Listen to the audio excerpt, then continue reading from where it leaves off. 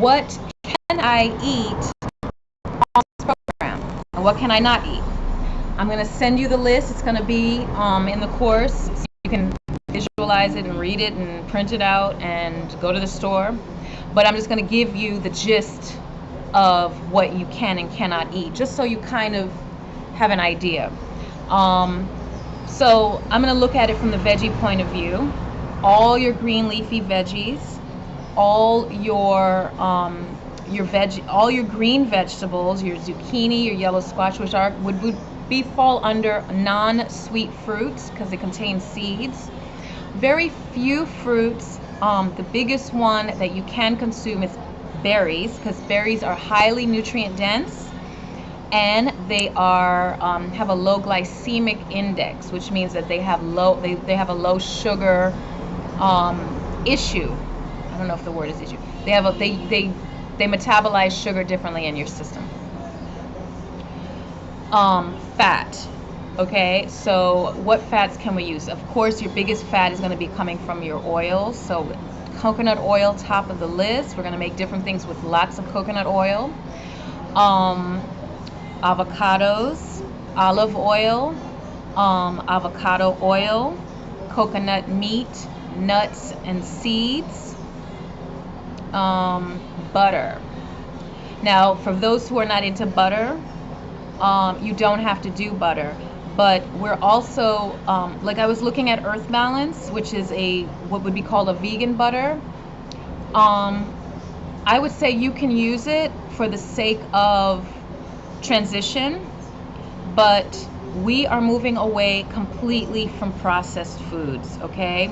And when I say processed foods, I mean heavily processed foods, foods with lots of ingredients, okay? But for the sake of transitioning and for ease and for peace of mind, you know, you got to kind of bend and sway, you know, because these hard, rigid lifestyles are not going to do it for a lot of people. And I think that having room to be flexible in one's life is real. However, butter is a big part of the high carb, low fat diet, and it's on the list. It's an option for you, okay? In terms of sweets, now, for me personally, there's only one option for sweeteners, and that is stevia. Reason being is any other sweetener is going to be either too high on the glycemic index. Like agave could be okay, but agave is kind of common to like a very similar to like a high fructose corn syrup. So, you know, maybe it could be like on a maybe list.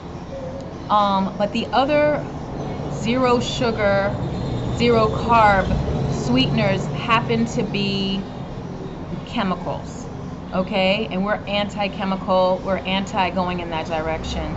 So for now, until we come up with a better, best situation, then stevia is it. And I will tell you the brand that I use that I absolutely love.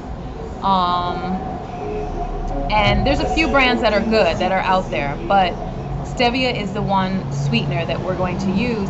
And the big deal is reducing our taste for sweet, but creating a sweet life. So we're gonna work on that.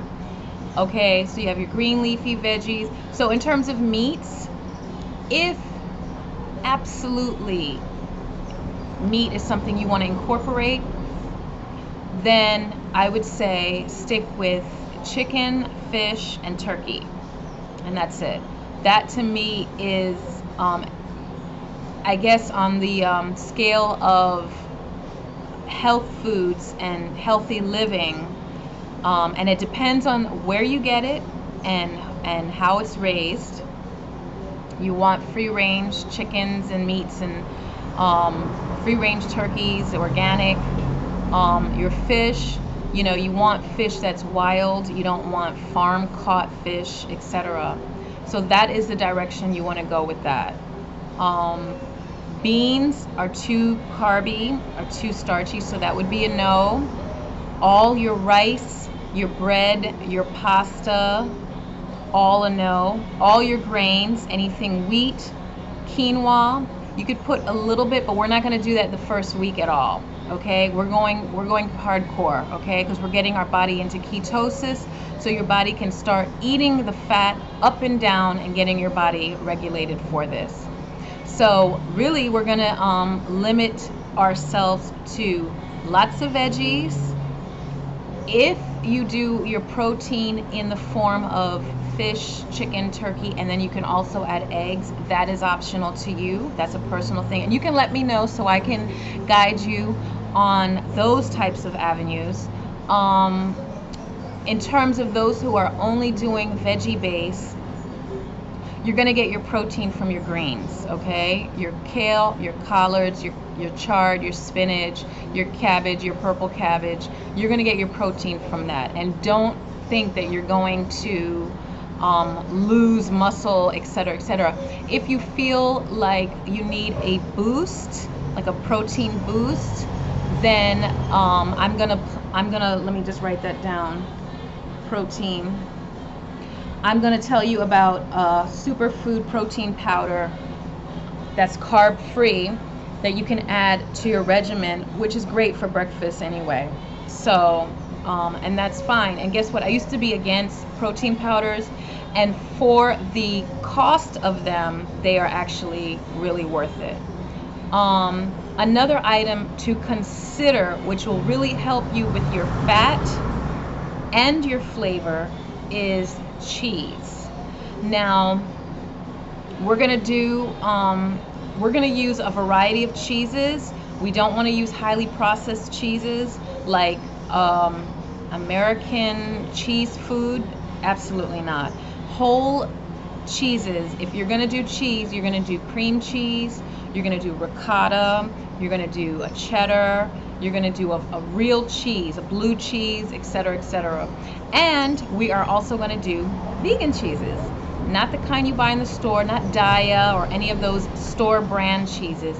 We're gonna make our own cheese out of walnuts, pumpkin seeds, almonds, sunflower seeds, etc. Delicious vegan cheeses. See, I want to incorporate everybody. Are you getting the gist of this?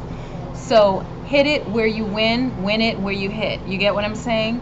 I don't want to be, well, this is the such and such club. This is the let's get healthy everybody club, okay? And if you want to incorporate more vegetarian or more vegan into your life, absolutely, okay?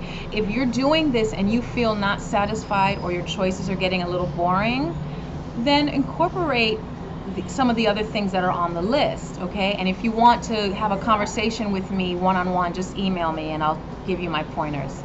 So that is the gist of what you can and cannot eat, and I'm gonna print it for you so you can like actually download it or look at it, okay? Alrighty.